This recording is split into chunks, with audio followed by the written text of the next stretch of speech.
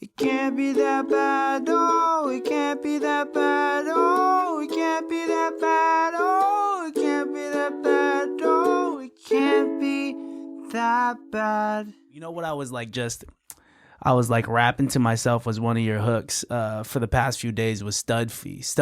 So that shit goes crazy. Stud fees so funny because you say like, I'm a bully in the bedroom. What you gonna do with me? What you gonna do with me? Bro, genetics. If you want a nut, I got a stud. I'm a bully in the bedroom. What you gonna do with me? Real genetics. If she want a nut, I got a stud fee. If you want a nut, I got a stud fee. Is the most confident thing I've ever heard, man. Bruh.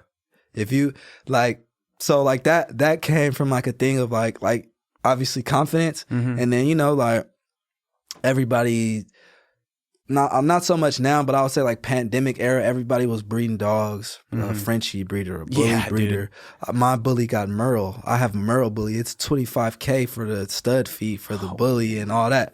So it's like when I'm making a song, I'm like, you know what I'm saying? Like Merle genetics and the bully in the Frenchie world is like top tier. Like I got top tier genetics. So if you want some of this, you got to pay top dollar. So like in the song I'm making, like, Bro, genetics, if you want a nut, I got a stud fee. Dude, like, you know what I'm saying? Crazy, it's gonna cost you something. Man, I can't imagine ever having to say that to someone. Being in the bedroom and being like, hey, I got a stud fee. I'm sorry, I can't. Like, yeah, we could fuck, but I ain't going nut. You can't get my nut unless it's a stud fee. Link in bio. Oh, dude, that just means I would be like unless I was a male gigolo, and you want to pay for this nut. You said link in bio.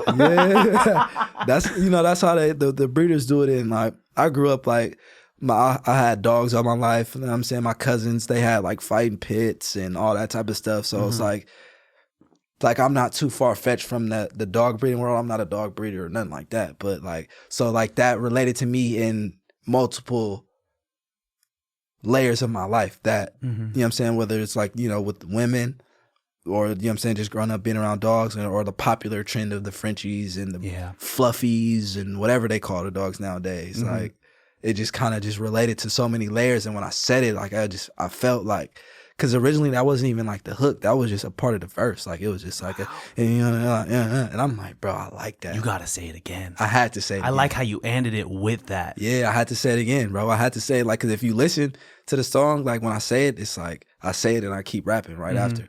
And at the end, I'm like, bro, I gotta put that. Oh, dude, you when you rap, you instill confidence within me.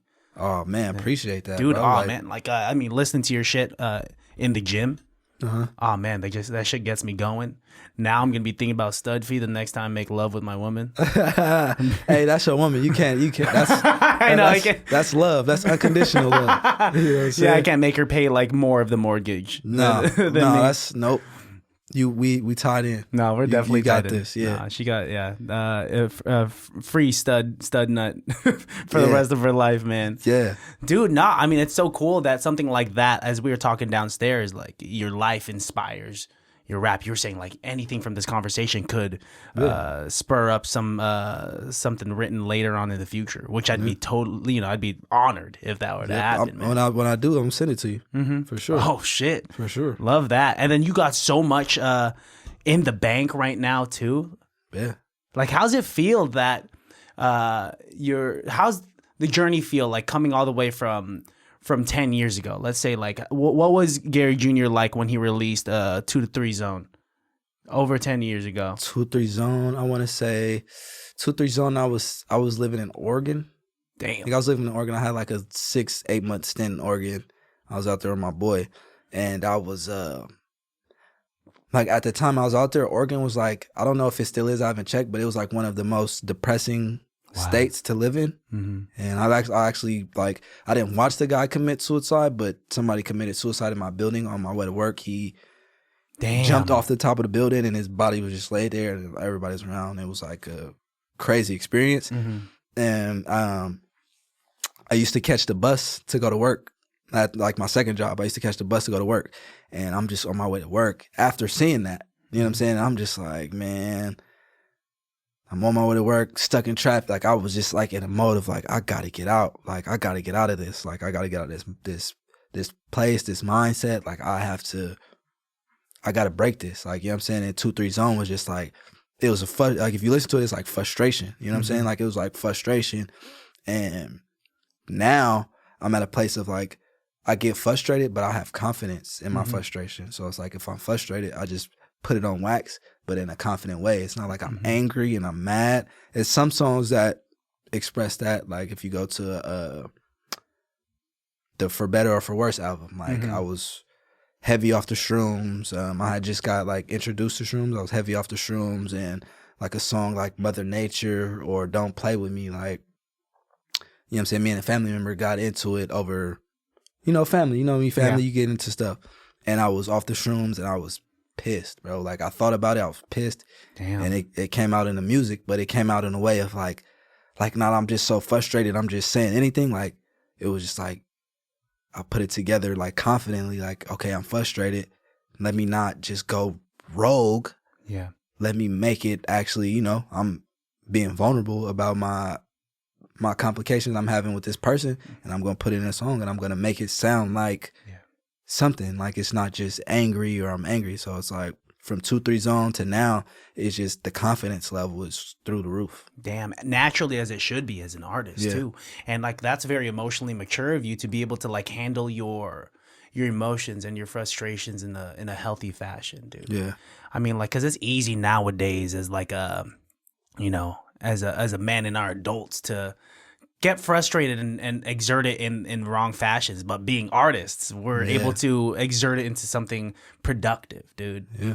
It's like for me, I just always tell people it's like therapy. Like, it's a bar I said, I was like, I think it was the Mother Nature. Yeah, it was the Mother Nature song. I was like, I don't got a therapist, so I'm using a song. Like, and that's real. Like, I don't have nobody that I could talk to and just release. So it's like, I put that beat on. When I put the headphones on, it's like, this is my therapy. Like, I could talk about my day. I could talk about it. It may be songs that will never come out. And I was just literally talking about my day, or I was literally speaking of a subject that I just had to get out just so I could hear it. And I'll feel how I, like, you know, when you hear it, you feel how you feel about it. It's like, okay, like, dang, I was pissed, or I wasn't even really that mad about that. Like, you know what I'm saying? You get to feel, you get to gauge it out. And for me, like I said, it's just therapy, bro. And as humans, day-to-day life, we go through so much. Yeah, and we all need somebody to talk to. We all need that person or that hobby to express that energy or to get that energy out, so we're not just cooped up. Because, you know, we get too cooped up with all that energy, it's just like you could shut down and you just be like, and then you be all like in a dark corner. But it's like, I pride myself in not slumping into that dark corner. That's like, good, I'm dude. gonna work through everything. Like, and if you see like a lot of my hashtags, or like one of my best friends, he was just like, bro, we still working. We still working. It don't matter what, rain, sleet, snow, mad, happy, sad, we still working. Yeah. And look what you have to show for it, man. Yeah. Albums, projects, EPs, singles, so much. And like the collaborations that you've done with some legends in the game, dude. Yeah. Like Rex Life Raj, you got some stuff with him. You got some stuff with like Scando. You got some stuff with La Russell when he was still Toda. Someone I want to bring up is that you got a track with Tessie. And that shit was dope. And Tessie is so good, Shout man. out Tessie, man. We need a new one, Tessie. If you watching this, come back from Hawaii and just come back. Come back. And so not to even, well, this is the same subject, but so the craziest thing about Tessie, right? The last time I seen Tessie, I was performing at this little Vallejo festival, downtown Vallejo, whatever. And I randomly seen her with some people. They were doing like a color guard kind of thing, like, you know, the color guard in high school. Yeah. And I'm like, what are you doing here? Like, what are you doing with these people? She's like, oh, these are my friends. We were just practicing, da-da-da. And then she was like, oh, yeah, I'm moving to Hawaii. And I'm like, when? She was like, whatever date she said it was at the time. I'm like, but that's like in like 4 days. She was like, yeah, I'm moving. I'm just like, no, like, don't leave. Like, we need you out here. Dude. Like, we need you. I mean, I don't blame her to be someone to just kind of leave the States to go to paradise. Yeah, every day. Every day. Like, imagine what that does for your mental health, right? Yeah. And like how you can create when you're in that kind of paradise. Like, where would you is Vallejo end game for you? Is this obviously it's home, but is it going to be home forever? Do you have any plans to move anywhere else? I mean, as of right now, like, I mean, the V, like you said, it's my home. it just kind of really depends. It depends on like, you know, what happens in life. Like, I mean, I love LA. I mean, people are always like, I love LA. Like, I love LA and I love Atlanta. So like, if I was to move, it would be to LA or to Atlanta. And it's just because it's just it's bigger places, and it's like you have a wide range of people. Like the Bay Area has a wide range of people, but we have like our culture is very strict. Like we have a strict culture. Like it's like you either a nerd or you a thug, you with the shit. Wow. That's what they call it. You know what I'm saying? That's our culture. When you go to LA, when you go to Atlanta, you got people that's with the shit. You got the nerds, you got the architects, you got the, you know what I'm saying, plane engineers. Like, you know what I'm saying? Like when I was in Atlanta, I used to get in Ubers, and every time I met someone, it was like, oh yeah, this is just my side job.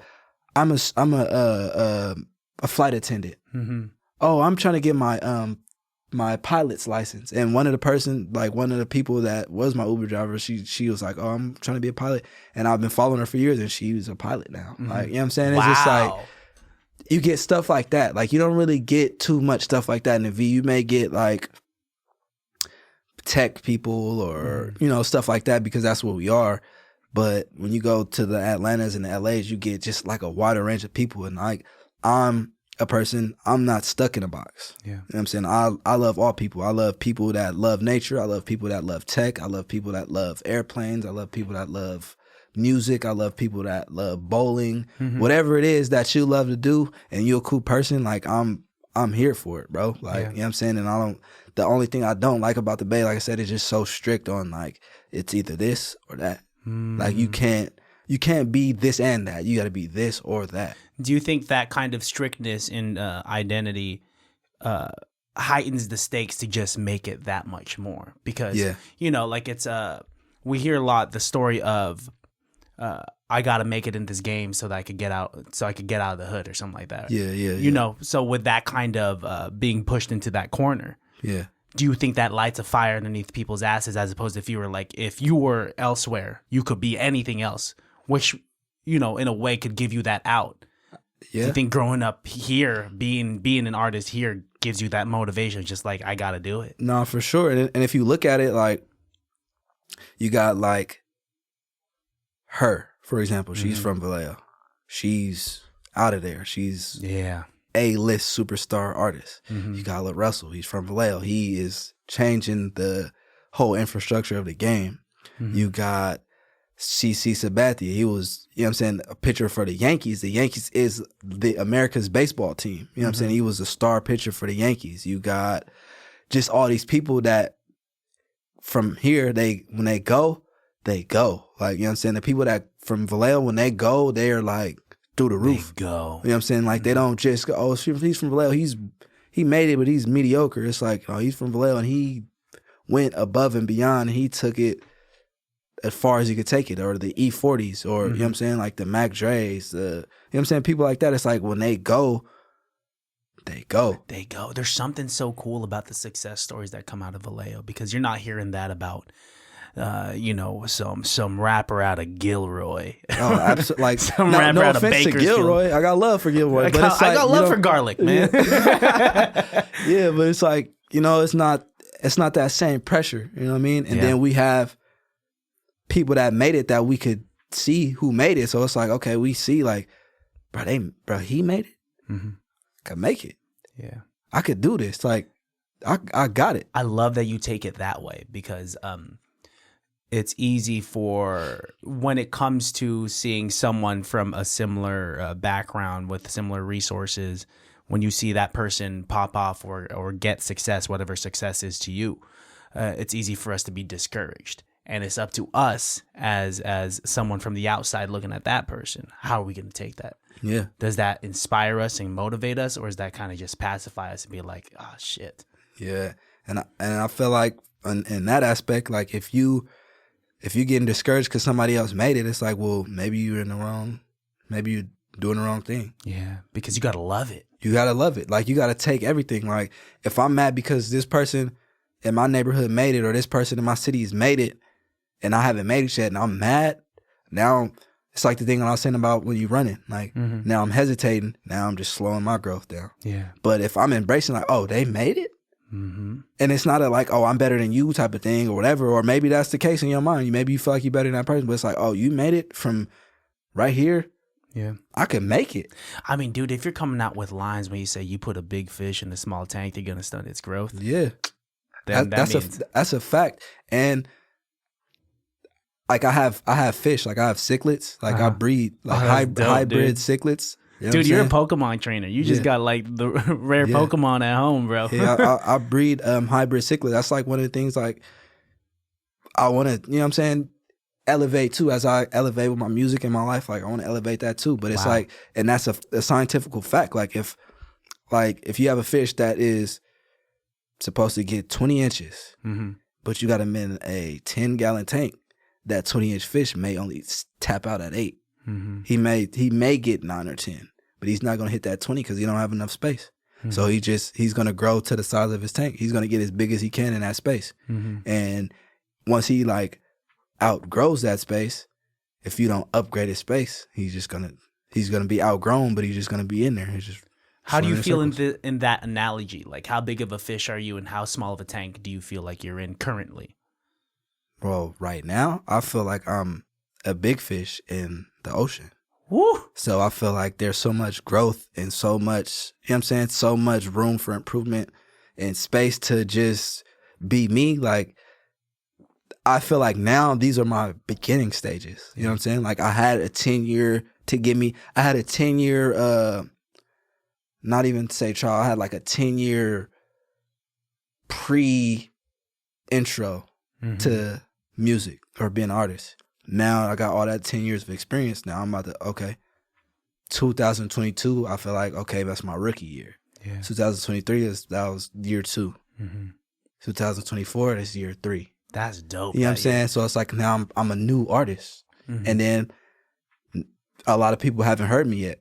So it's like I'm a brand new artist. So when that song catch or that tape catches or that video catches, they're going to go back on everything like, bro, he's been doing this. Yeah, there is something respectable about, like, let's say a visualizer pops off on, like, my Instagram algorithm of some singer, of some rapper, and then, like, I'm like, that shit's dope. Let me see what else they got. Yeah. And then they have 3 singles, and I'm like, well, I guess I'm just going to listen to them for 10 minutes. Yeah. And then I got to...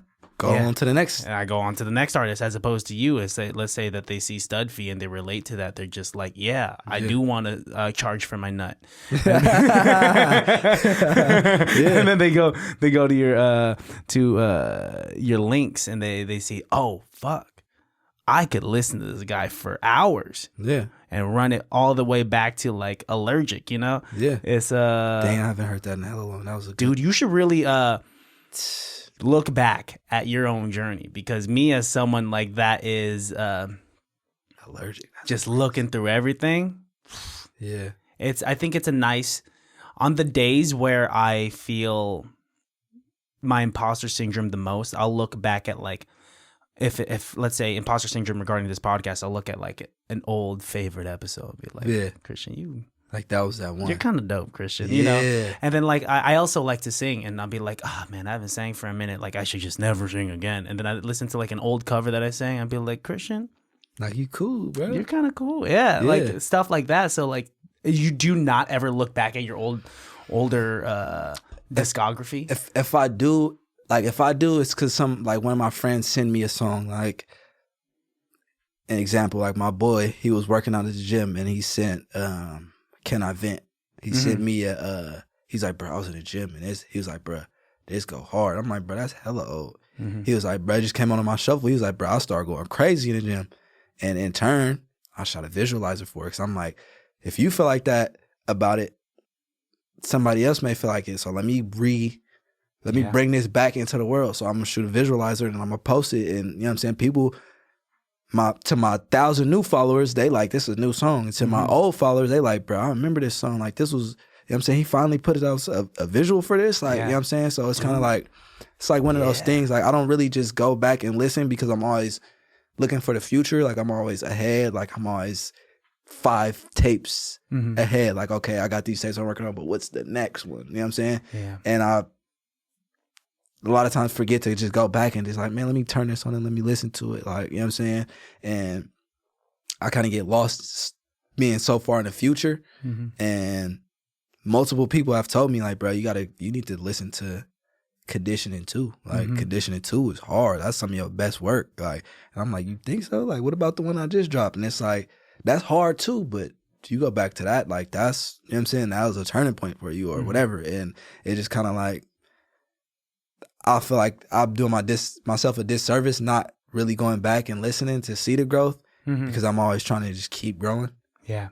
So, but it's always, there ain't nothing wrong with just seeing that timestamp immortalized, however many years ago, to see how the journey has been, Yeah.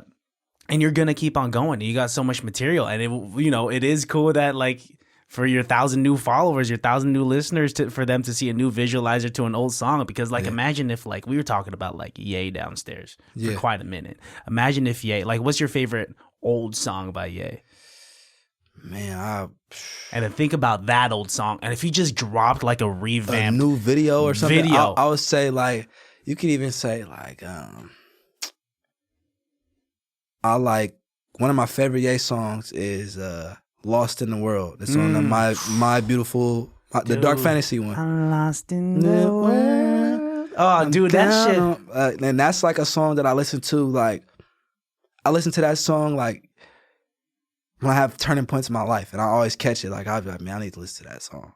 Like, that song, and then Future got a song called Fresh Air. But, like, if Ye was to drop a brand new video or visualizer or any kind of content to Lost in This World, skyrocket through the roof because everybody, like, you could relate to it. It's just so relatable. And then it's like, it's a great song. So good, dude. And now it's 2024, Lost in This World. It's not 2000 and whatever, 12 or 11 or whenever he dropped it. Like, it's the new Lost in This World. Dude, that's the thing about music. And if you're a good artist, whatever song you drop X amount of years ago is still applicable now. Yeah. Right? Because, like, that sounds, if we never heard that and he dropped that now, we'd go crazy. Yeah. We'd go nuts. It wouldn't feel like a song that was produced and made 12 years ago or whatever the fuck that was, man. That would be like today. Yeah. Oh, dude, and when that beat drops into that track. And like, they got all the and then he had the extra vocals and the Alicia Keys and Charlie Wilson. Like, he has so much into that song, and it's just like, people don't, you know what I'm saying? Like, fans just listen to it for the sonic, like, oh, it sounds good. But as an artist, I respect it different because it's like, okay, you produced it. You got Alicia Keys and Charlie Wilson simultaneously on the same song, intertwined in a way where it sounds beautiful. Like, it sounds perfect. Yeah. You know what I'm saying? It's not like, oh, I forced this person on there. I forced this person. And that's, for me, that's how I try to do my music. Like, I don't, like, a lot of my songs I make no feature in mind. Oh, there's so many just solos. Yeah, it's like no features in mind. And then it'll be that song, like the song that I got Scando on. I'm like, I had the song done. It was just 2 hooks and a verse. And I'm, riding around playing it, and that's how I was going to get dropped. And I'm like, Scando will sound clean on this. You feel me? Like, Scando will go crazy on this. So I sent it to him. He banged it out, sent it to me. I just like, I knew it. Like, you know what I'm saying? I knew it because I heard it. It's like, okay, I didn't force it. I didn't say, oh, I'm going to make this song for Scando. It was like, I made this song. He fits perfectly on there. Yeah. Sometimes it organically comes like that, you know. Sometimes people do make music with particular people in mind. There was like Stevie Wonder had written this song that not a lot of people know, but he wrote it specifically for Luther Vandross. And Luther Vandross had sadly passed away before he could release the song, so he sang it for himself. Yeah. But, like, I have respect for both of those types of situations. Yeah. Let's say, on the topic of Kanye, let's say he hits you up tomorrow. He says, yo. Dropping everything. I'm gone. He says, like, spit one thing for me. What is it that you would take out of your current catalog or something in the bank to, like, impress this guy? I would probably spit Mother Nature. Woo! And why is that? Like, what is there something sentimental? Is it the flow that you got with that? Is there something specific about that you'd be like, Kanye would like this? I just feel like if you listen to it, you can relate to it. You know what I'm saying? You can relate to it. You'll feel it. You'll feel the pain. You'll feel the passion. And you know what I'm saying, you'll feel like you'll be connected to it in a way of like he's serious. Like he's this guy's serious. Like he's not just rapping and saying anything. Like he's been through something. Like you know what I mean? And that's kind of what I pride myself on. Like when you listen to my music, I want you to feel like either I've been through that too, or like he himself has been through something. Like you know what I'm saying? And that's so I would go Mother Nature for sure. Dude, you've been through loss, he's been through loss. There's a lot that you two could connect on, man. Yeah. I mean, how dope is it that we live in a time where music is what it is right now, man? It's like I love it. Some people don't like the state of music, but I love it because it's like you got people like I don't even know his name. Is something, he got that song like, have you ever made a bitch do a hundred cheese? Have you ever told a bitch I got cheese? No. Bitch, I'm JB. He got like a little dance, and it's like you got room for him. And then you got room for like the Benny the Butchers. And then you got room for the Little Yachties and like his whole little camp that he's cultivating. Like, and you got, it's just so much room for some, like, from everybody. Like how I said in the Bay Area, it's like you got you with the shit or the nerd. It's like music, you got with the shit music and you got the nerd music all being praised. Yeah, dude. And like there's something so cool about some of these rappers not taking the art seriously, but not taking themselves seriously. You know what I'm saying? Yeah. We were talking downstairs that like it is important to take our craft, you as a rapper. It's important to take your craft seriously. But I can tell that like you're ready to be silly at the drop of a pen for sure. too, man. Yeah, and that's like for me, it's like that's like the vlogs. Like when you watch my vlogs or you go through my vlogs, like you'll see a lot of just like me just being a regular person. Like, you know what I'm saying? Like you may hear a song like a Mother Nature, like, okay. But then you watch my vlogs, I'm just chilling with my friends. We, you know what I'm saying, maybe be drinking and just acting like just being ourselves, laughing and having a good time. Because when I'm with my friends, that's what we do. We just laugh, we have a good time. Yeah. We goof around. Just like anybody, when you with your friends, like that's like a level of comfort and you could just be you. And that's just who I am. So it's like, yeah, I'm serious too, but I like to laugh. I like to have fun. Like I'm the most serious, unserious person that, you know what I'm saying, people know. Like my friends, like it'd be like some BS, right? Some BS going on, they may not call me.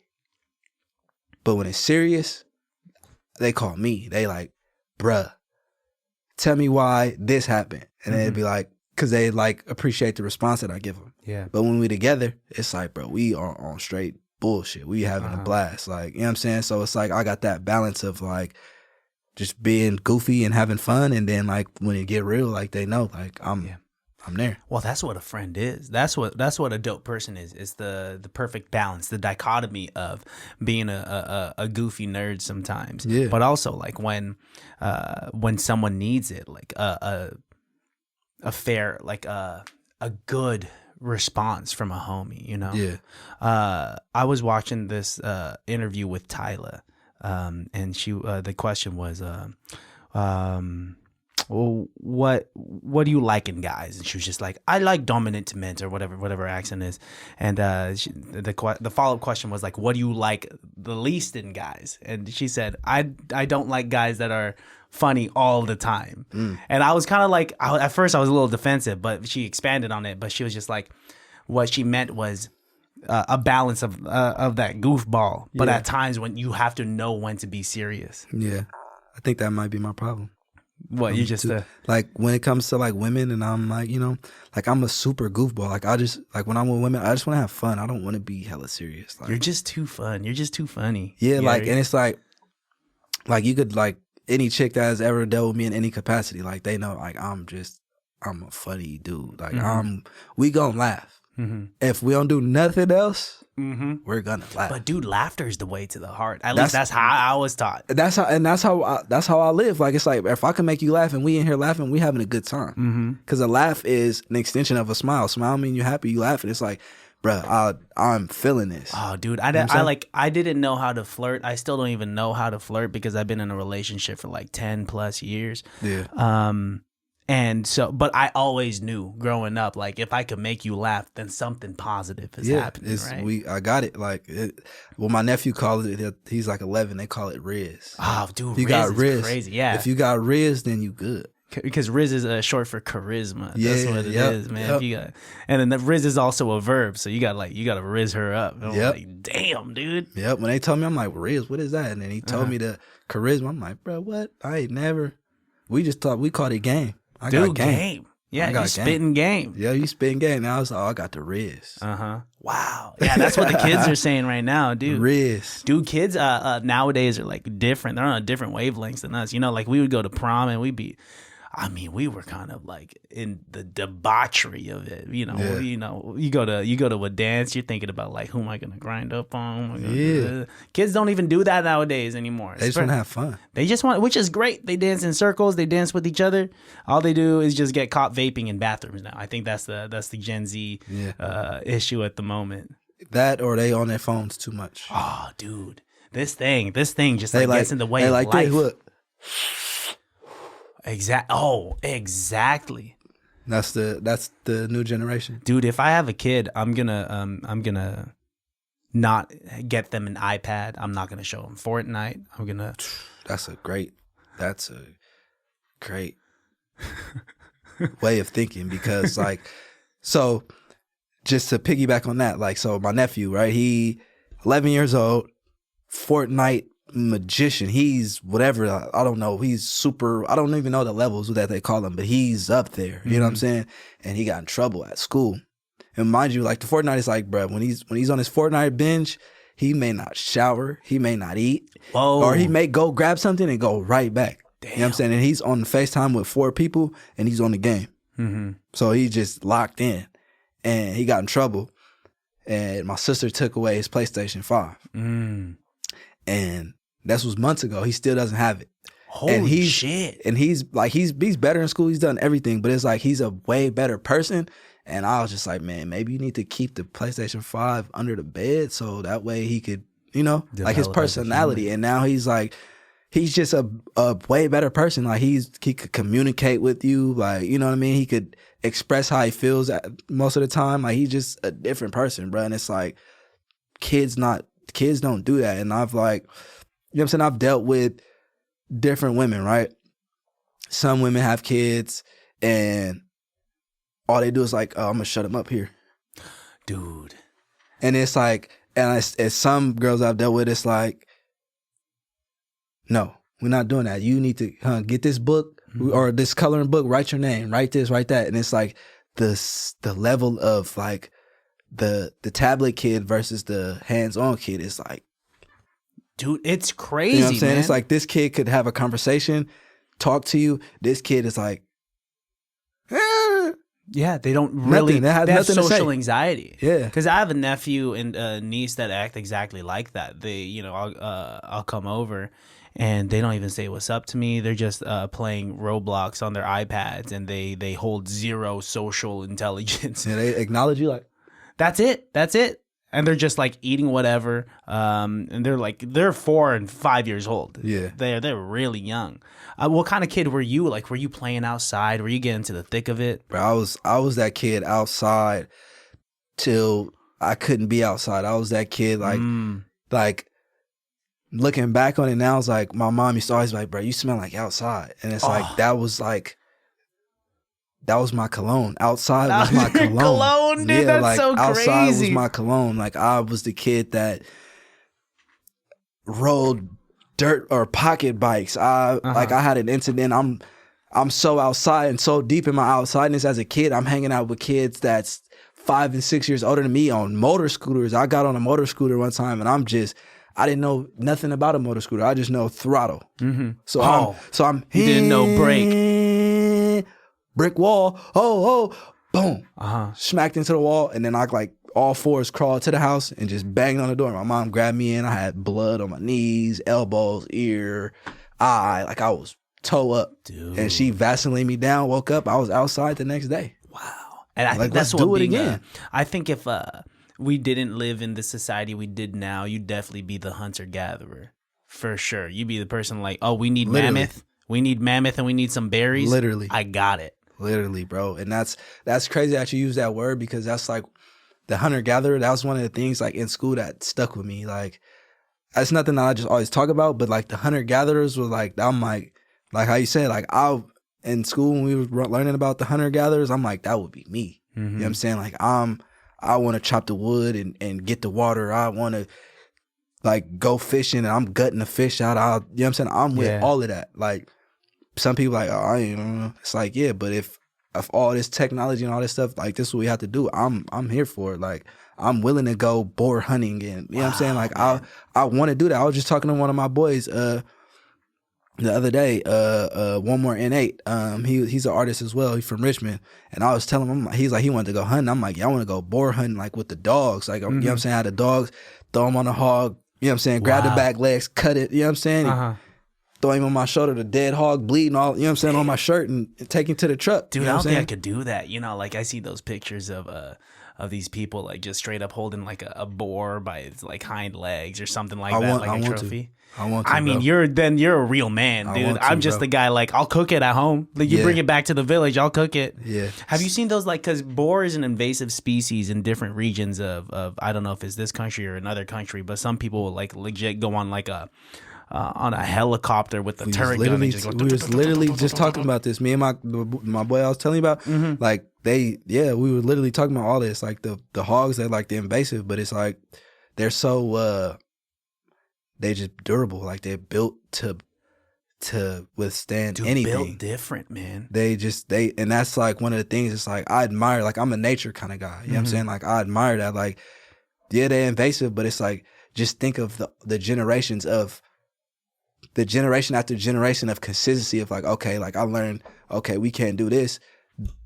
My ancestors died about this, so I can't do that. I got to do this. And then they died about something else, and then it just keeps going down. So it's like now the ones we got today, they relentless. Like, I just seen the video the other day, like, it was like apartment, or not apartment, it was like a house with the gates, the gates that they, like, slide open. Yeah. The hog ran right through it. No, probably, boom, ran through it. No, not hurt, not nothing. It was just like they built. And that's kind of like, I apply, like, nature into my life, like, and how I want my family or my kids, like, I want to be able to, like, you know what I'm saying, these are my downfalls, what I did, so I'm gonna make sure that these are my downfalls, so don't do them. Maybe you do it one time, 1 or 2 times, and bump your head and like, ooh, okay, I don't want to do that, and then you become resilient to certain things, and then you become better than me, and then you teach your kids what you did, and they better than you, and now my great grandkids is killing me by a landslide at 15 years old. They doing more than I was doing at 30. You know what I'm saying? It's evolution. Exactly. We're just trying to evolve, man. Exactly. Like, I think that's what I want for my kids. Like, right now, like, I have a whole bunch of ailments, man. Yeah. Like, I have asthma. I have asthma. I have a slow metabolism, and I want to, like, and I think that's the point of when you find a mate, you ever, like, wonder why we think, like, a counterpart is, like, beautiful or pretty, right? Yeah. My theory is that it's facial symmetry. Scientifically speaking, you look at someone, you look at an Alicia Keys, she's just, like, symmetric as fuck. Oh, she looks great. And we want to mate with her because if we look at an attractive person, you increase your chances of having an attractive child. Yeah. When you have an attractive child, their chances of mating with another attractive person is higher. Yeah. And people, through evolution, if you just keep dating attractive and marrying attractive and reproducing attractive, you're just going to have a beautiful, beautiful, great grandchild. Facts. Yeah. And that's my theory. Yeah. But it's also very vain because, you know what? You and I were funny guys, and we also the way we flirt is by making the girl laugh too. No, for sure. And I would say, like, for me, it's like I look at it too, like attractive. You know what I'm saying? Attractiveness is a thing, and then, like, I look at it like, man, are you athletic? Ooh. Are you? You know what I'm saying? Does your family have a history of bad vision? Like, you know what I'm saying? Like, no cap, bro. Like, that's crazy. Real shit, bro. Like, I look at it like that. Like, I'll be like, okay, like, you know what I'm saying? Okay, well, your grandma and her sister both wear glasses. Your mom wear glasses. You wear glasses. Ooh, that mean, if you know what I'm saying? If we have a kid. My grandma doesn't wear glasses. My mom wears glasses. I don't wear glasses. My sister don't wear glasses. Like, you know what I'm saying? My mom and her sister wear glasses. So it's like somewhere in their genetics, like, they got the I can't see good gene. So like me, I'm like, okay, well, maybe if I go to the one that can't see, my kid gonna be wearing glasses at 10. Like, you know what I'm saying? I'm looking at it like, okay, well, maybe I could go with the one with the better vision. That's crazy. Maybe I'll go with the one that's more athletic, because I was good in basketball. I was decent, but you know what I'm saying? I have flat feet. So, you know what I'm saying? I wore ankle braces and I couldn't run with everybody because my feet was flat and my feet would hurt, or my knee would start hurting because my feet flat or whatever. So it's like I'm looking at all these things. So it's like, all right, when I have my kid, not saying you're going to make the perfect kid ever. Like, it's always going to be flaws in everybody.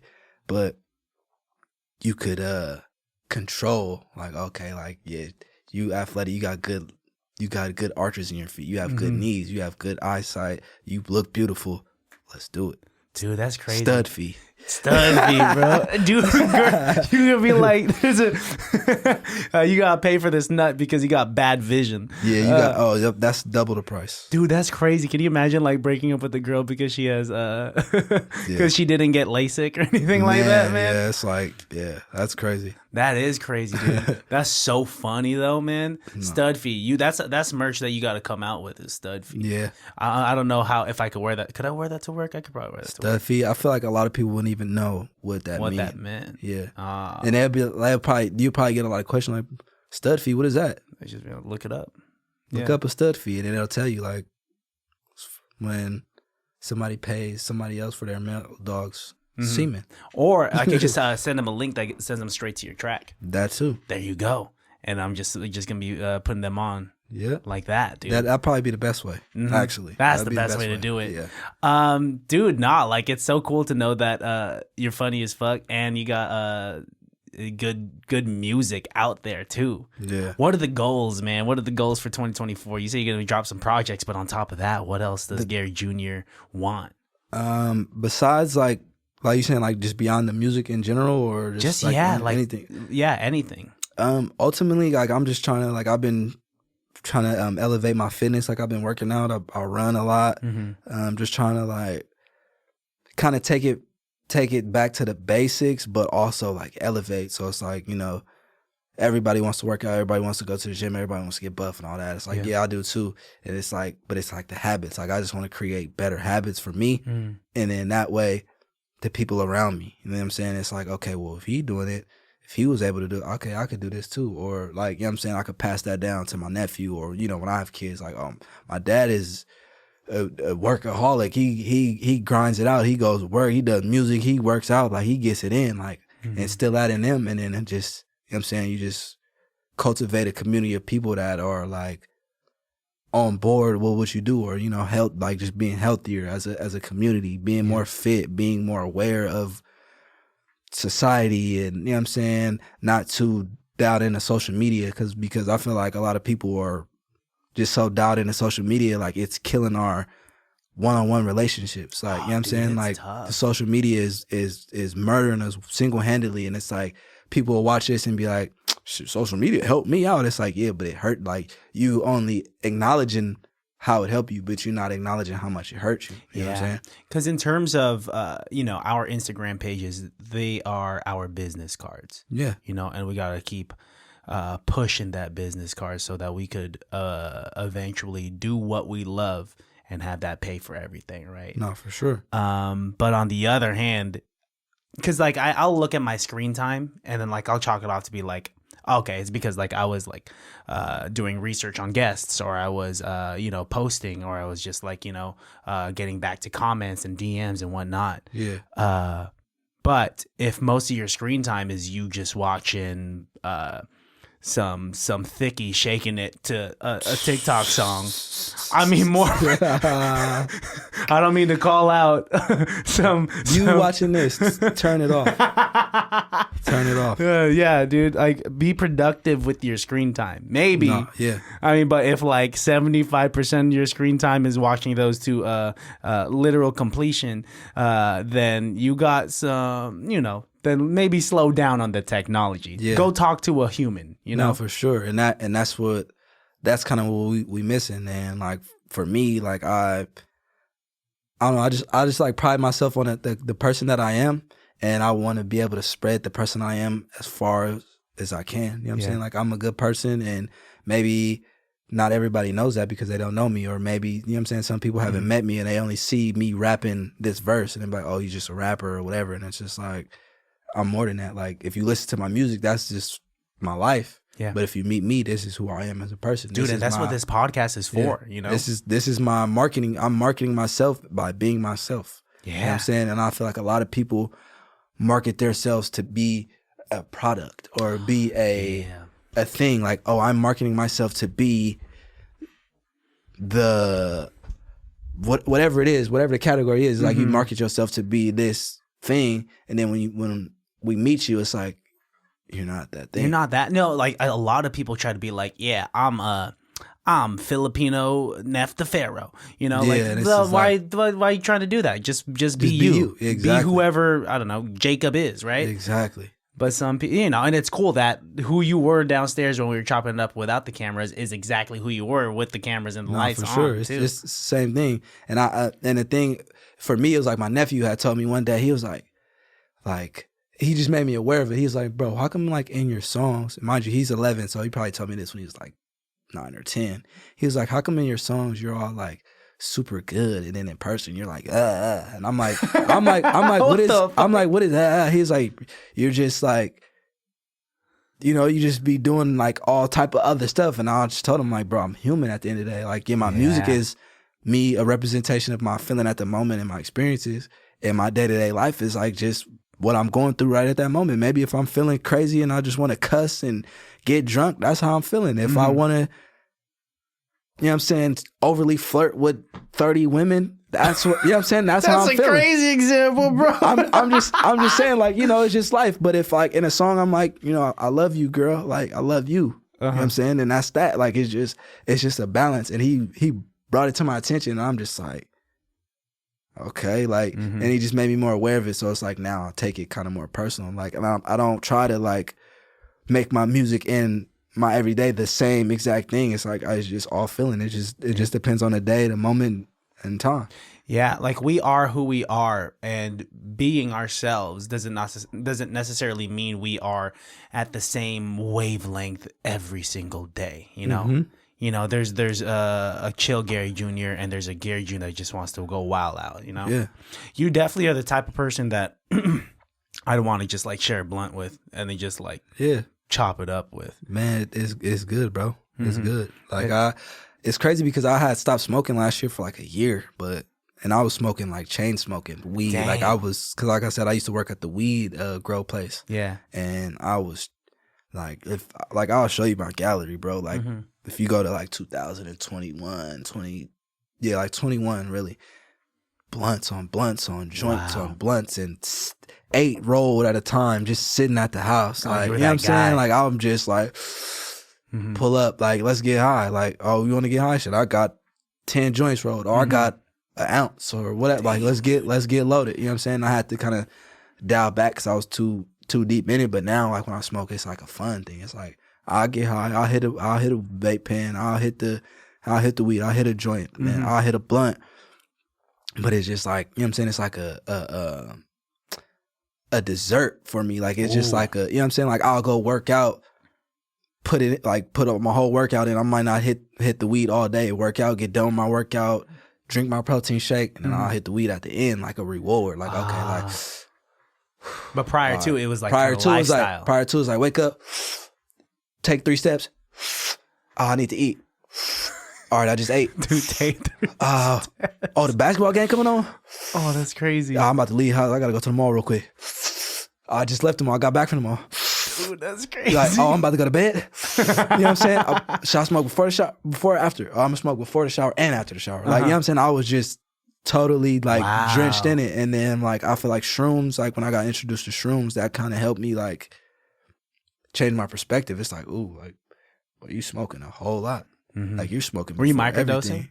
Yeah, I was microdosing. I was microdosing, and it was like, it just gave me a perspective. Like, I felt like how we sitting right here, like the shrooms felt like I was standing up there and I was looking down at us like, damn, I see everything that you're doing. Whoa, you know what I'm saying? Man. It just gave me like, it just opened my mind. And like, I had one of my closest friends, like I I had tried it myself, and then I tried it with him because he was like my super close friend. So I'm like, man, you gotta try this. Like, you know what I'm saying? At your own pace, at your own time. And then when we tried it, like just say months went past and we had a conversation of like, about like the love in the home, right? Like, so it's like you got your family, like say, you know, when you was a kid, you live with your family or whatever, everybody's in the house. But we wanted to go outside of the house to get so much love from everybody else. We wanted to go, oh, I'm about to go to my potting house because they have fun over there. You know what I'm saying? I'm about to go mess with this chick because, you know what I'm saying, I got to get out of the house. Y'all get on my nerves. But it's like, you'll never have love like, you know what I'm saying, that love in the house. Like, they going to love you through the good, the bad, the ugly, the ups and the downs. You can have $0. They're going to love you the same as when you have $1 million. You know what I'm saying? And it was just like, just an eye-opening thing. And it just showed me a lot of different things. So it like helped me dial back on the weed. And then when I stopped smoking, like, I learned my sober self, you know what I'm saying? Because I've been smoking weed since middle school, you know what I'm saying? And every year it was just more and more and more and more and more until I got to a point of like I said, I was smoking at everything I did for the day. You I'm said smoking. It was like blunt, sandwich, blunt. Yeah, like if you go look at some of my old vlogs, like I got vlogs where I'm just sitting there recording, I'm just smoking. I got 4 roll and I'm smoking. I smoke one whole one and I'm smoking the other. Like I'm just lighting them up. I'm just stay smoking, you know what I'm saying? And it's just like, that year I took off just being sober, it just showed me a lot about who I was as a normal, sober person. You know what I'm saying? And so now I have the view of the sober me and the high me. And it's like, okay, I know like in certain situations I want to be sober. And in certain situations, like I'm going to go ahead and get high. I respect that. I like what you said about how it's a dessert because that's exactly what it is for me. Like, I don't smoke that much at all. Yeah. Like I'll take a hit of a pen every now and then, but like if I'm in the wrong situation, if I'm in around the wrong people or just people I don't know, then I'll get like paranoid, you know. Yeah. I'm definitely that. Like, you know, right now I'm talkative, I'm open, I'm trying, you know, I want to get high, you kind of like, oh yeah, I'll just sit back and relax. Oh, but I'll freestyle all day. See, when I get super drunk, that's why I'll just freestyle whatever. Oh, dude, love that. Yeah. Well, I guess I know what we're doing at the end of this episode, bro. Yeah, you know what I'm saying, for sure. But yeah, it definitely is like a dessert. It's the coup de grace. It's the thing that I'm about to like. I'll hit a pre-roll and then I will watch my favorite show at the end of the night. Yeah. But it's like that reward. It is, but oh man, I was a delinquent in high school and like early college. Like I definitely like had neighbors that would like roll up a wood, and then my mom had this prescription to some codeine, to some cough syrup. You was leaning. You drop a little line in your soda, smoking. Oh, you was out of there. Oh, it's crazy. Yeah, I know I come off as a square, as a nerd, which I definitely am. But like, I was definitely toking more than I should. Yeah, but that's like, you know what I'm saying. Just being from the V and being in the V. It's like you could be from any walk of life, but you're going to get exposed to a lot of stuff. Oh, yeah, dude. And I grew up in, like, I moved to Benicia in the 7th grade, you know, and that place is, like, square and whitewashed, but I still got introduced to it, and I was still smoking with people from the V and, like, whatnot. And it's cool because you're right. You get to know yourself how you are as, like, a pothead. Yeah. And then you get to know yourself with the clarity, you know, and that kind of makes doing that, getting high. Yeah. It makes it that much more rewarding. It's special, you know? For sure. And also, you're spending less money, and your tolerance is way higher. So, like a hit from someone, just like it's over with. I hit some right. If I hit my pen or hit a little bit of weed, it don't take much for me, and I'm out of there. Like I know for me, like I can't wake and bake anymore. That's dude. Like wake and bake was my thing. Like I used to love to go to sleep just to wake up. Like I'll roll up, or like say I roll up a blunt, smoke half, and I'm like, that's for the morning. When I wake up, I'm going. Wake up, like, I'm not even thinking. Like, you know, you wake up in morning piss. I wake up, I'll be like, where the wood Where the wood at? Dude, you would meal prep your backwoods. Literally, bro. That's crazy, dude. And I have a friend now that's, like, going through that stage now that we older. Like, you know, I smoked a lot of weed around him, and he just started smoking recently, like, the last couple of years. And now he's, like, you know what I'm saying? He'll get an ounce or two and just bust it all down and roll it all up and have, like, 40 joints, dude, and just be like, oh, yep, boop, and just smoking, and just like, bro, I told, like, this is what I used to do. Like, I understand. You know what I'm saying? I understand where you're coming from, bro. It's always so funny to witness someone when when they get started off, because they get like the pothead starter kit, which is like some sort of surface so that you could like break up the nugs. Little grinder, rolling tray. A grinder, rolling tray. I know hella people that like, you know, you go to In-N-Out. And they say, "Oh yeah, I don't go. I haven't eaten In-N-Out in a while, but like, yeah, you talking about the little red tray? The red tray. They say like, are you gonna be eating in your car? Yep. And like, yeah, and I'm gonna be taking this thing with me because I'm gonna be rolling something up on it. Exactly. I've seen hella people with that. High school the red rolling tray. You know where that's from? That's the In-N-Out. Oh yeah, that's the In-N-Out thing. In-N-Out is unknowingly supplying potheads throughout the Bay Area. Yeah, for sure, dude. Yeah, more nugs have hit that tray than burgers. That's crazy. Yeah.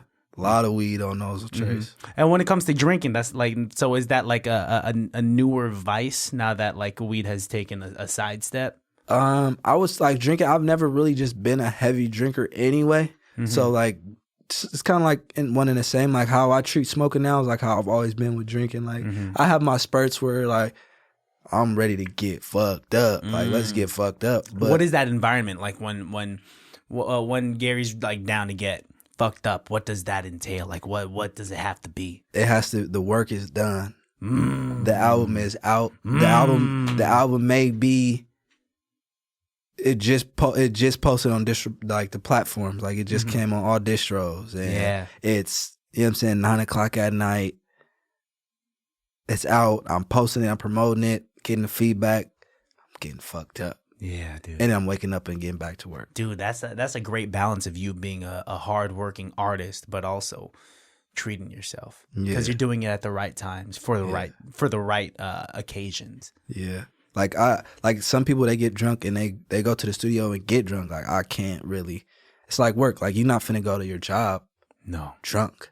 No, like you may hit a pin or something on your break, maybe, but not even. Like it's like you said, it's like a treat. It's like after work type of thing. So after work, then we have fun. And like once, you know what I'm saying? Like say, for example, when I mix and master this tape and get it done, I might hit my partners. What y'all got going on this weekend? Yeah. I'm going to get with them and get faded. And you know what I'm saying? At the end of the night, I'm going to play the songs that is about to come out. I'm about to, all right, I'm faded. I'm living. I'm in this element. Yeah. And I'm playing this music that I'm about to drop. Now I'm either finding flaws in it or I'm like, yeah, this is it. Or, you know what I'm saying? It's just a different type of thing. Like I can't just sit and get drunk and I know I got shit to do. 30 songs to mix and master. Like, you know what I'm saying? It's like, ooh, well, I'm going to just wait. I feel I could get high and mix and master, but I can't get drunk. I've turned this into this old man where I'll pour myself some like whiskey, like up to here, like neat. Yeah. And then I'll sip it while I edit.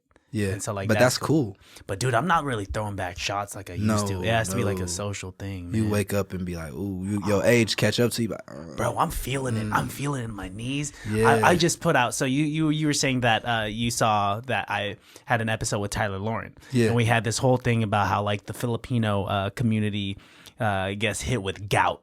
And gout is a type of like arthritis when you eat too much red meat, when you don't drink enough water, and when you drink too much alcohol. Less than a week after me posting that clip about the Filipino community getting hit with gout, guess who gets their first gout flare up? You? This guy right here, my motherfucking big toe. Oh man. And that was just because you like just. I don't drink a lot of water, bro. Oh, man, and I do drink alcohol, and I love steak, man. So I'm doing all the things that kind of direct me in that direction. Yeah. See, me, I don't. I had steak the first time. I want to say. Not first time in my life, but the first time in about 2 or 3 years, maybe like 3 weeks ago. My sister had made a steak for my nephew, and I'm like, bro, it smells too good. Like, I haven't been this close to steak in a while. Like, let me get a piece. And then I took a piece. I'm like, oh my God. And everybody walked out the kitchen. I'm like, cutting more steak. I'm like, bro, I'm killing it. Were you just ducking steak for a minute? What's going on? It was just like I was just on like this healthy tip, bro. Like, and I'm kind of still on it. Like I don't eat perfect. Don't get me wrong, I don't eat perfect. But like I was on this healthy tip. I was sea moss and chlorophyll water. Holy salmon, shit. Rice, heck of vegetables. Like I wasn't doing no red meat. And then my boy, he played baseball. He used to play baseball professionally. He's like a trainer and stuff now. But he was playing. He was like, he cut red meat out of his diet, and that just reduced his like inflammation that he had in his body, his recovery time. Like, you know, because baseball, you play like 5 games back to back to back to back days. He was like, bro, I was the back to backs. I was cool. Like, he's like, when I was eating all that steak, he's like, it'd take me a day or two. Like the next game after, I'll be kind of weak, and then the 3rd or 4th game, I'll be back. He's like, but when I cut the red meat out, he's like, I was recovery time was back. So I was like, all right, well, let me implement that in my diet. And so I cut out the red meat. I wasn't eating no red meat. I was just eating like fish, chicken, ground turkey. You know what I'm saying? And it was like, I seen the results. Like, I was like, okay. And I started running miles every day. I'm like, dang, this is cool. But I was still smoking, obviously. But, so your lungs were still. Yeah, my lungs was killing me. But it was like, getting rid of the red meat and all that stuff, it just had, like, I was feeling lighter. I was feeling like smoother. Like, I wasn't as like bulky, but I was like light on my toes. I was fresh. I was waking up like quick. Like, I was rolling out of bed. Like, it was just a lot of different things. I wasn't so sluggish, and it was just like, I did that for years. I was like, all right, cool. And then I had some steak. I'm like, man, let me try this steak. Relapsed. And it was so good. Like, I haven't had it since I tried it a few weeks ago, but I've been thinking about just going to buy some steaks and just throw them on the grill. Every now and then. Yeah, just throw them on the grill. Like, man, you know what I'm saying? I'm human at the end of the day. Like, I'm not no vegan. I'm not a pescatarian, whatever you call it. I'm not none of those. Like, I just wasn't eating it. Yeah. And I forgot how good it was. Dude, it's like, so good. Especially like my algorithm. My algorithm is like, it's a lot of music. It's a lot of comedy. But it's also like this weird pocket of just like these Asian people. You know what mukbang is? Those eggs with the live or the dead.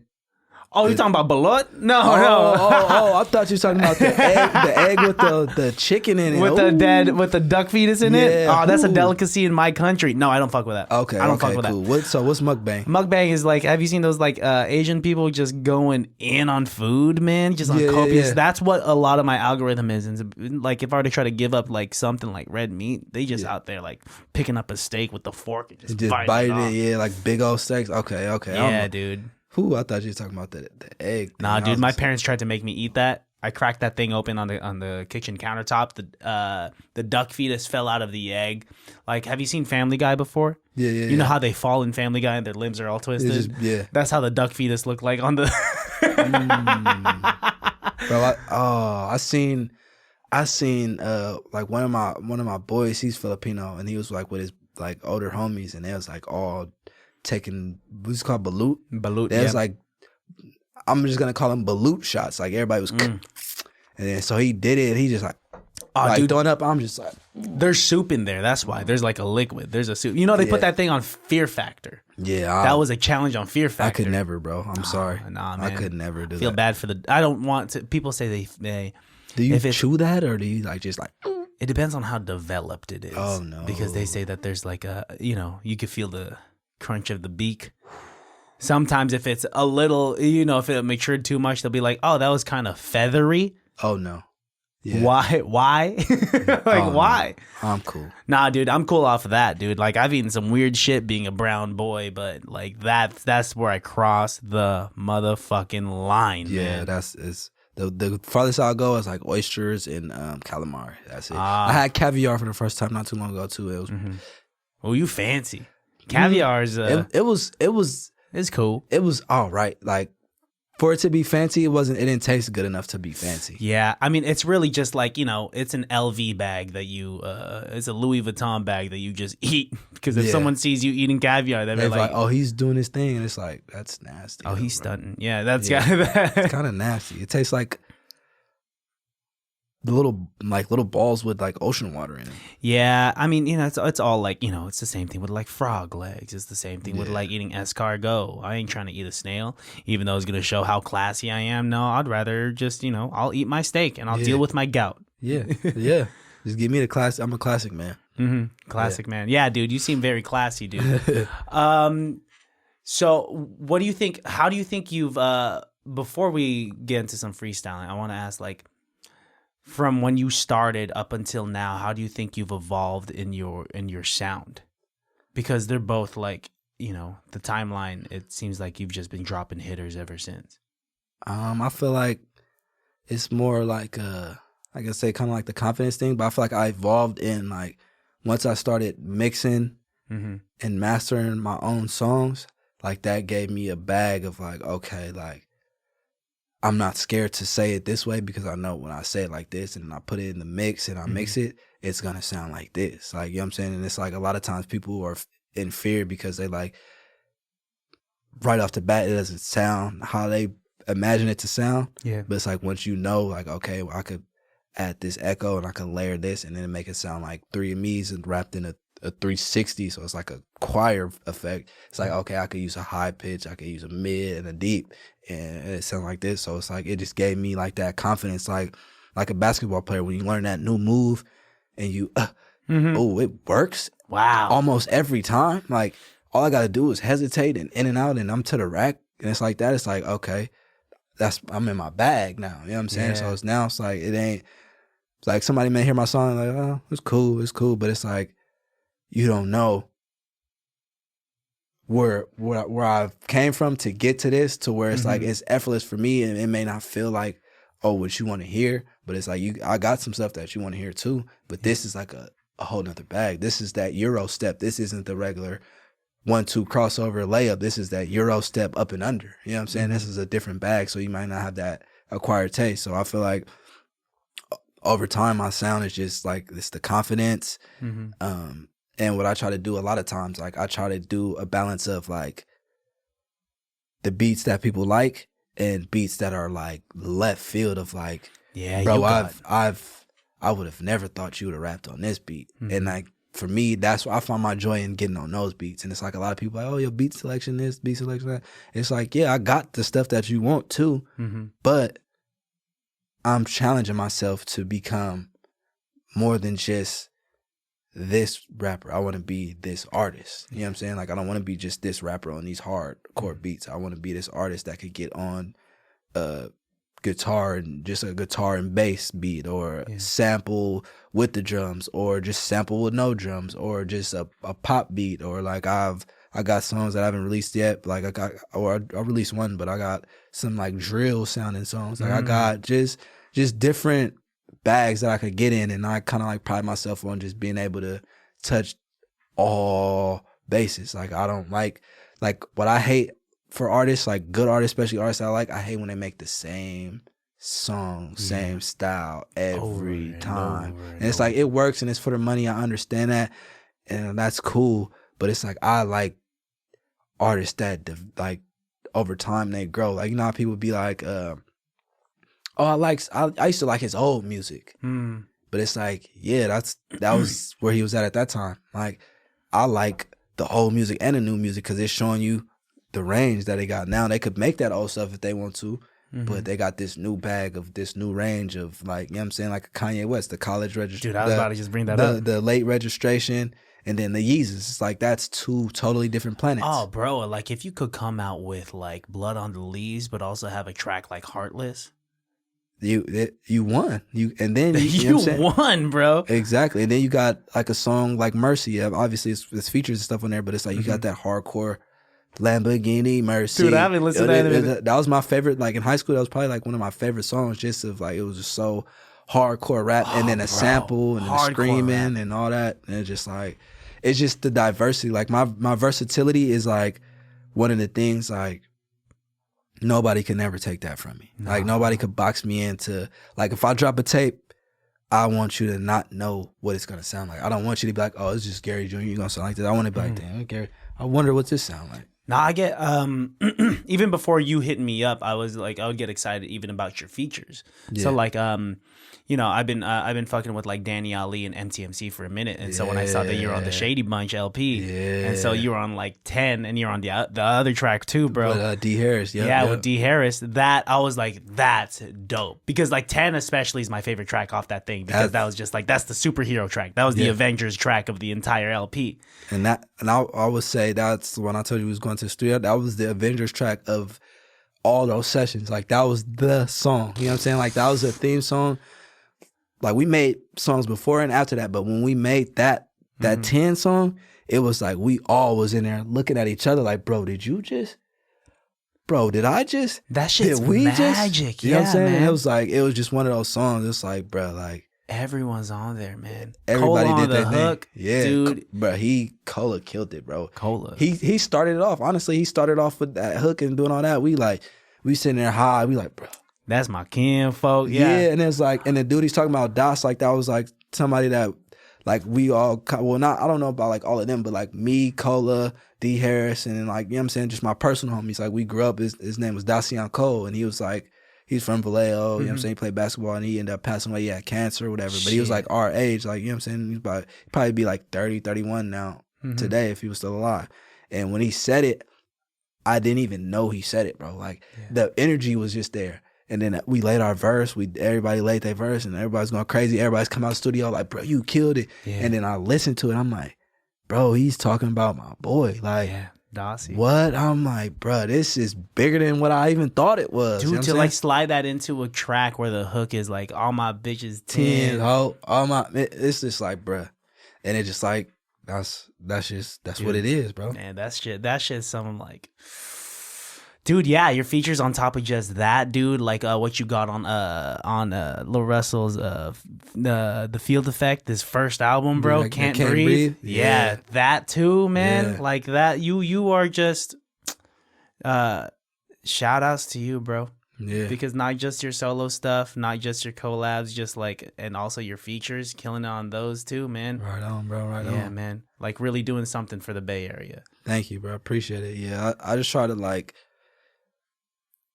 you know what I'm saying? Especially like when it comes to features, like I just like fit the vibe, but it's just like, that's just like a chance for me to like kind of like just free form, be myself. You know what I'm saying? It's like, obviously, you know, you have the template of the song or whatever, the kind of topic, but I'm able to just like go off. Like, you know, when you're making a song for yourself, it may be more conceptual, it may be more like, this is the concept. But if it's like a Can't Breathe, for example, he came, I think he had his verse or whatever, or something like that, the beat, and then it was like, all right.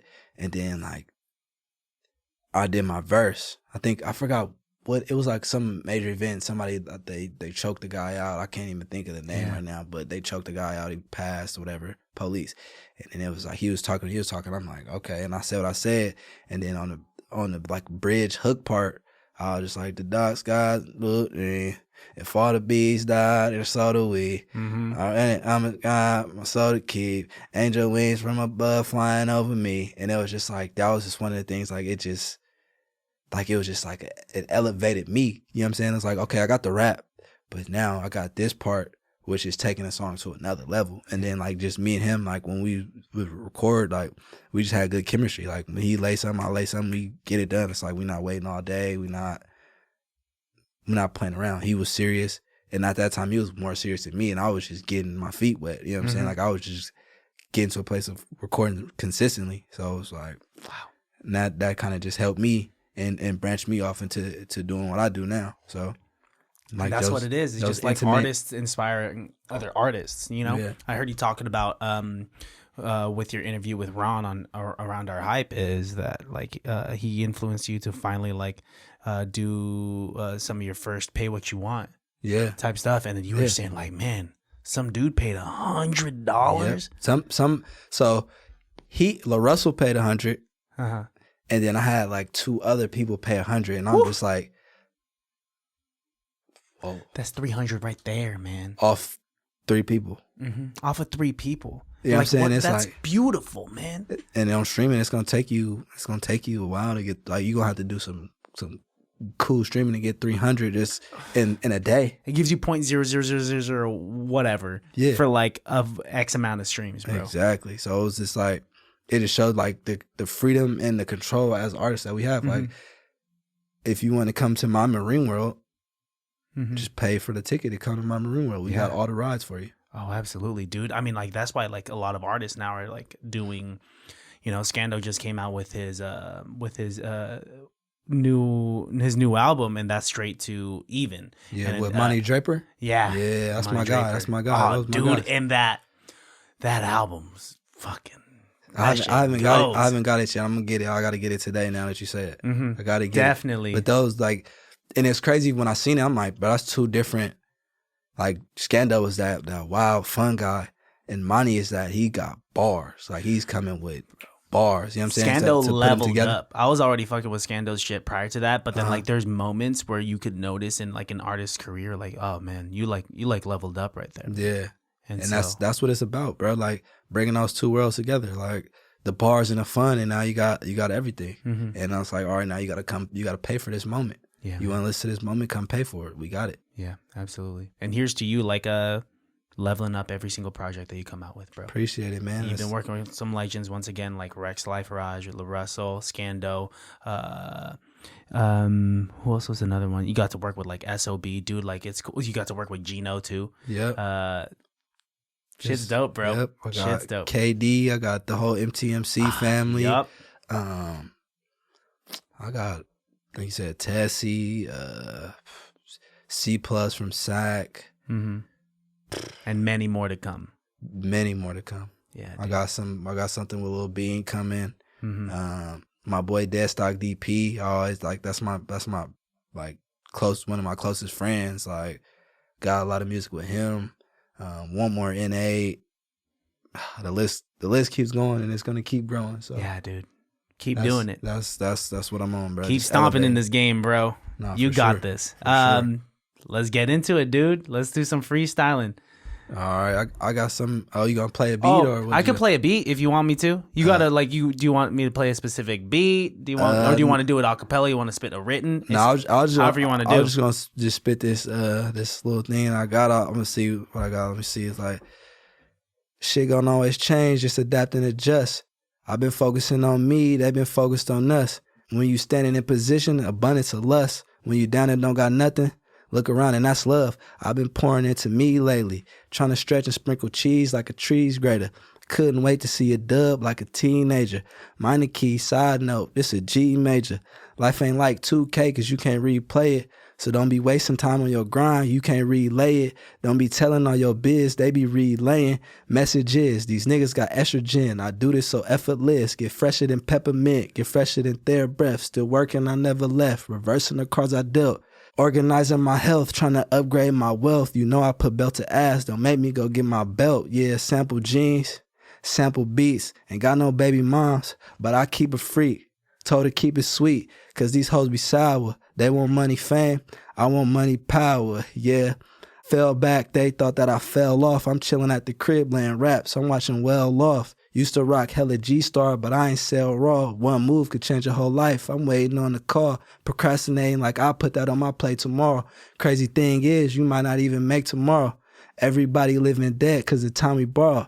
Everybody want attention, a mention or follow. Fuck yeah, dude. Hell yeah, You know man. what I'm saying? Just little stuff like that, you know what I'm saying? But it's like, even then, it's like it's gems in that. Gems, bro. You listen to that, it's like it's gems in that. Like, Mm-hmm. so You I don't know. said Like side note, I said minor key, side note. This is G major. That's a key. Like Yep. a G major is like a key. You know, when you playing piano and all that stuff. So it's Yep. like it's gems and all of that, bro. Like, and that's what I kind of like. I try and pride myself in, like, even when I'm on those beats, like I want the youth or whoever. I want somebody to listen and be like, man, like I could take this and apply this. Oh, absolutely, dude. Rap I is could- poetry, man. Yeah, I could live with this. Yeah, dude. You know People what I'm relate to the music. People, you said sonically. Sonically, this is how people can like see you, and you know, this is where you're able to like put what you're feeling in that moment out there. Yeah, no, Dude. for sure. Good shit, man. Fuck Man. yeah. Thanks for coming through, bro. Man, I appreciate you for having me, bro. Like, you doing your thing with the podcast. Don't slow up, bro. Keep doing your thing. Keep growing. Keep elevating what you got here is special. And don't let nobody tell you nothing different, bro. You got it. I appreciate Keep doing that, it. man. Keep elevating. Keep growing. And one day you're going to look back and be like, bro, I started by, you know what I'm saying? Like you said, I was just chilling with my homie. I started. Now, you know what I'm saying? You're going to look forward. It's going to be like, bro, we here. Yeah. We traveling and people want us to pull up on them to interview them and they paying and you know what I'm saying? So keep doing that. What you got is special, bro. I deeply appreciate that, especially come from you, man. No Someone problem, that's done bro. a bunch of like Off top, bro. come from someone that's done a bunch of podcasts and interviews. Yourself, man. Yeah, that means a lot. Before we get out of here, look into the barrel of your camera. Please tell my listeners, please tell the baddies where they can find you, what they have to look forward to, all your social media, all the plugs. Check me out. I'm on Instagram, Gary Jr. spelled out with 3 underscores.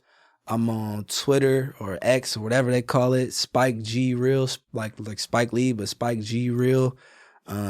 YouTube, just type in Gary Jr. It's gonna pull up Gary Clark Jr. So you might have to type in like Gary Jr. in one of my songs or Mother Nature or something, and it'll take you to the page. I'm on TikTok, Gary Jr. spelled out 3 underscores. Yeah, get at me. You know what I'm saying? I got content everywhere. New content coming, new vlogs coming, new music coming. Just stay tuned, bro. It's a lot going on. All right, and one last thing. Tell the listeners. Give them a phrase, a saying, a word, just some words of advice that they could go about their day with that reminds them that it can't be that bad. I got a few. I'll just say my main one is we still working. And when I say that, it's just like do whatever. We still working, getting it done. And my other one would be just be yourself. Yep. Just be you, be who you are. You can't go wrong by being yourself. You might get judged, but they judge everybody. They judge Jesus. They judge anybody in any position of power. So just be yourself. Hell yeah. Love that, bro. Thanks again for coming through. Yes, sir. It's an absolute pleasure. Me, Won't be the last time because we'll get you back again. Oh, no, for sure. Baddies listeners, you guys know where to find me. You guys know where to find the podcast because you're already here. Until next time, I love you. Peace out.